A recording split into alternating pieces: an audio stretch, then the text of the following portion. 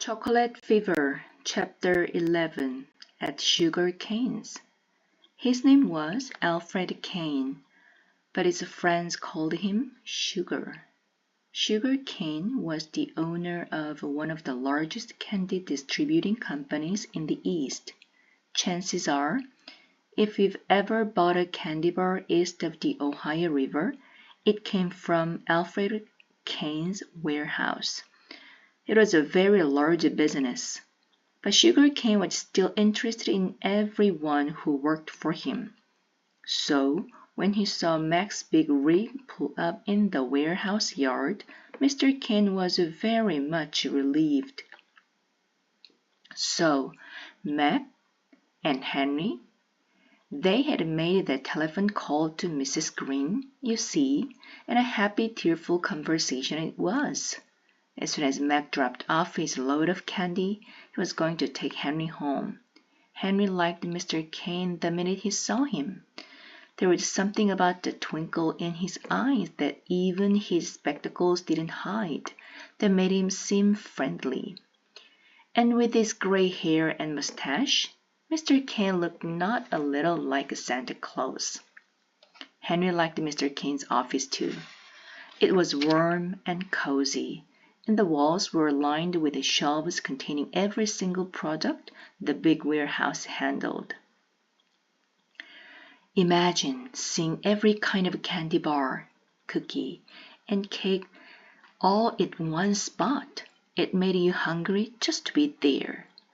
When they had seated themselves and recounted their adventures, laughing quite a bit in the bargain, Mr. Cane leaned forward in his chair and took a long, close look at Henry.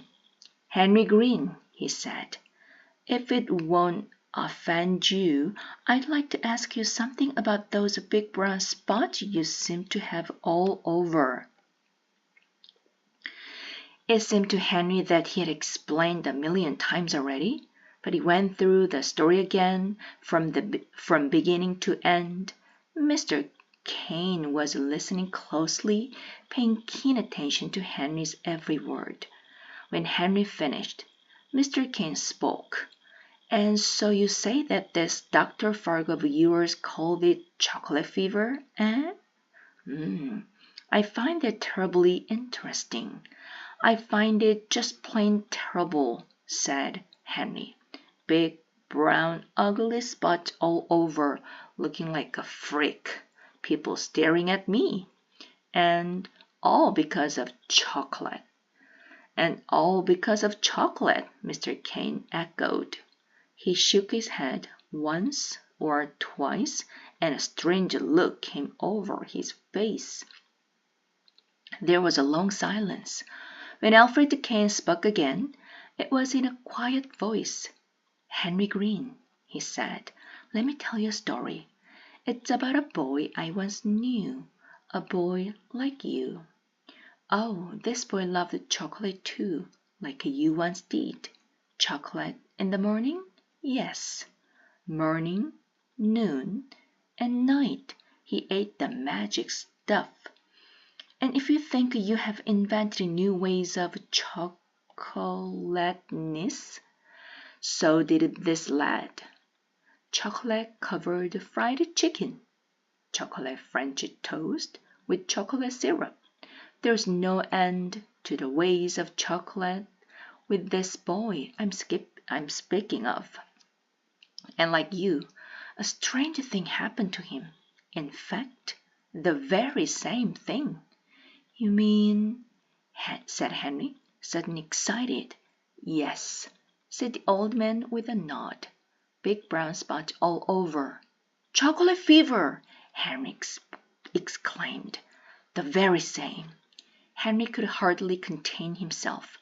"But how was he cured, you mean?" Alfred Cane was smiling now. "Well, the cure was in two parts. And the first was the most important. You see, this boy I once knew had to learn a very sad lesson, as all young people must do. Although life is grand and pleasure is everywhere, We can't have everything we want every time we want it. It's a hard lesson, but it comes in time. Yes, said Henry. I think I understand. Maybe I have had too much of a good thing. Indeed. I'll eat less chocolate then, only when I really, really want to. Very good. That is half the battle. And the second half? Henry asked. Alfred Kane smiled. Very simple, when you think of it. What is the exact opposite of chocolate? What is the one flavor that is the reverse of the chocolate we know and love? Vanilla!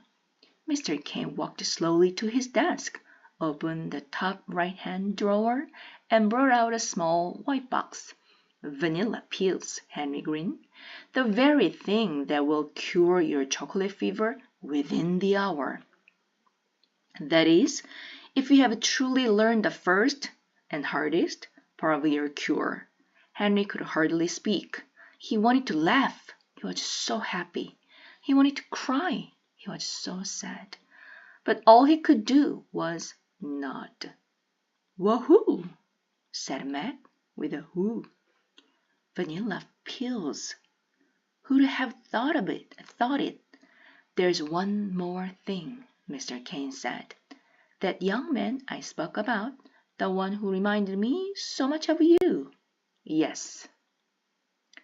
When he grew up, he decided to spend his life bringing joy and happiness to others. And the way he did it, you see, was to bring chocolate to the world.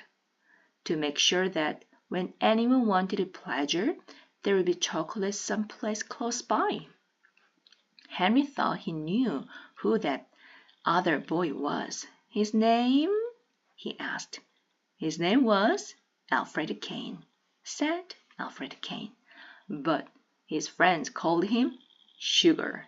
Mr. Kane stepped forward and shook Henry's hand. Now you run along with Matt. And if you take those pills on the way, I guarantee that your chocolate fever will be gone by the time you get home. Goodbye now, and remember what I've said. Goodbye, Mr. Kane, said Henry. You can call me Sugar, and you can call me Henry.